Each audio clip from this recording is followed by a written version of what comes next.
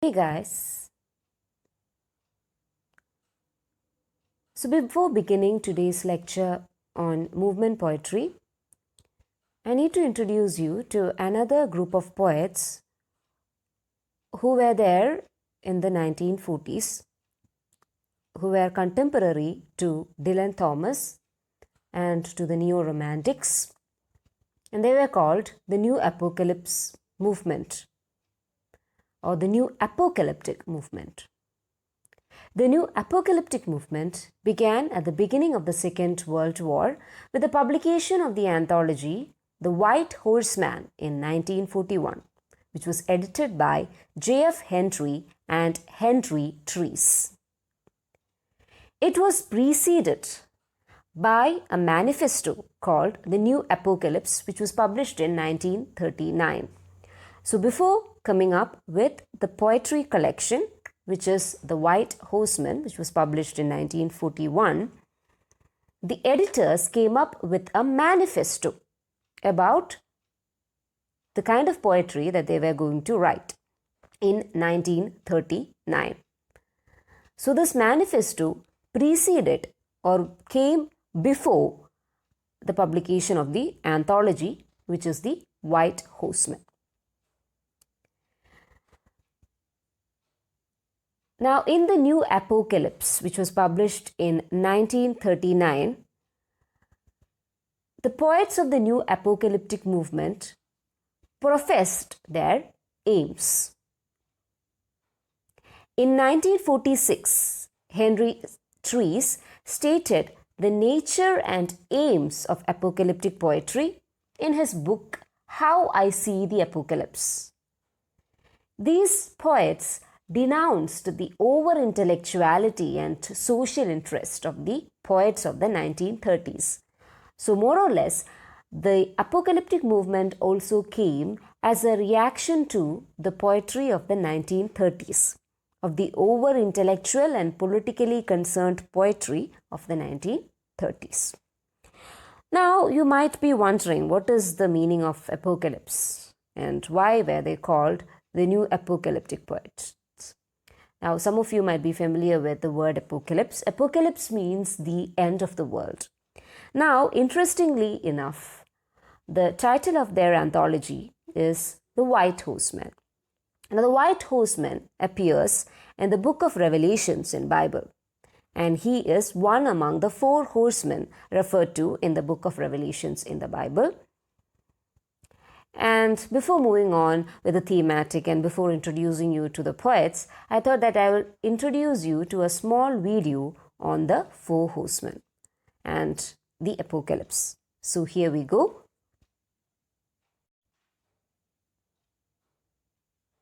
The four horsemen of the apocalypse in Christianity appears in the book of Revelations.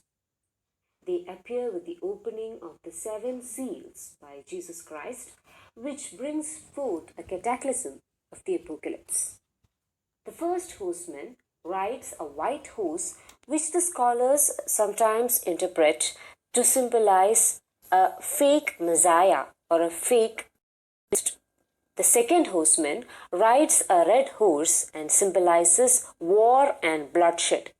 The third horseman rides a black horse which symbolizes famine, and the fourth horseman rides a pale horse that represents pestilence and death. So I hope that the concept was somewhat clear about the four horsemen.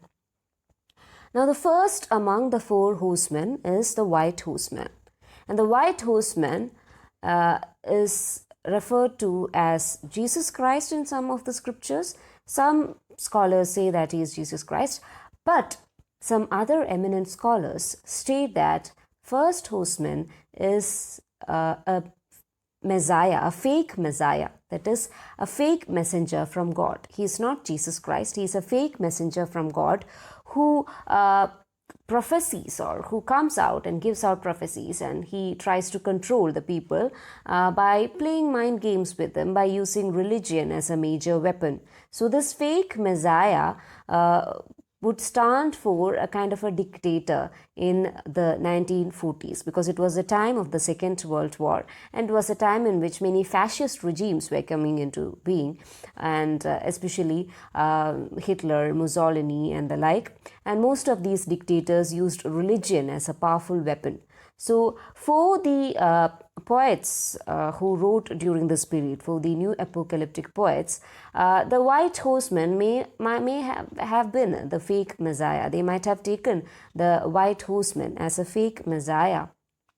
So, the next to come was the red horseman, and he stood for war. Again, a harsh reality that they had to face at that time. Now, the third horseman came riding a black horse, and he stood for hunger and penury. And the fourth horseman rode a very sickly horse, or a kind of a lean horse, and his horse represented pestilence, or all kinds of diseases. So as you can see in progression, all these concepts like the appearance of a fake messiah, or the appearance of war, and then the subsequent economic depression that it caused, and the kind of hunger and famine that came after, and later on the pestilence which came after that with the Spanish flu and the like. It all represented the harsh realities that these poets had to face. And in a way, they were also critiquing their contemporary reality, but not in a very stark manner.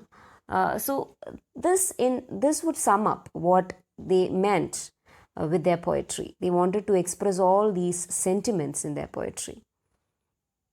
Now, the major poets of the period include J.F. Henry, Henry Treece, Nicolai Moore, Vernon Watkins, Tom Scott, Norman McCaig, and G.S. Fraser. So you might be familiar with G.S. Fraser. He is also a famous critic, and I quoted some of his words in some of the earlier slides, and in the slides that is going to come in the subsequent presentations too, I have quoted him. So J.F. Henry and Henry Treece are the major proponents of this movement. They are the major poets, they are the major editors of this movement. And came Nicolai Moore, Vernon Watkins, Tom Scott, Norman McCaig, and then at last there is G.S. Fraser. You need to remember all these names of the poets belonging to the New Apocalypse movement. Moving on to the next slide, the characteristic features of this movement. Their poetry expressed hatred of the machine age and sought to present individual visions and private perspectives about the life in which they lived. They proclaimed its faith in individual as the hope of humanity. So the final hope of humanity rests with the individual. It is up to the individual to rejuvenate humanity. They were considerably influenced by the book of Revelations, as can be deduced from their title itself, which is the New Apocalyptic Poetry, and later on the White Horseman. All these titles are taken from the book of Revelations. They were also influenced by William Blake. William Blake, if you remember, used to write, again, book of Revelations, used to write about his visions. Then they were considerably influenced by Shakespeare, John Donne, again, who wrote holy sonnets, Gerard Manley Hopkins, who was a priest turned poet, and John Webster, the famous dramatist who wrote Jacobean revenge tragedies like The Duchess of Malfi and The White Devil. Now, concentrating on individual visions and myths, the New Apocalypse poets remained indifferent to world events, especially to the Second World War. But interestingly enough, their themes in some way or the other concerned with war and its aftermath. Their poetry, like that of the Surrealist, went out of vogue after a short period of existence and popularity. So, as a movement, it was a failure. So with that, we come to an end to the lecture on the poets of the 40s. I hope that you would remember all these movements together. Whenever they ask about the poets of the 40s, you need to remember the new apocalyptic movement. Then before that comes the neo-romanticism, and even before that comes the surrealist poetry. So surrealism, neo-romanticism, and the new apocalyptic movement go hand in hand.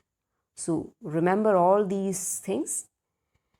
With this, we come to the end of this short lecture on new apocalyptic poetry or apocalyptic poetry. Thank you.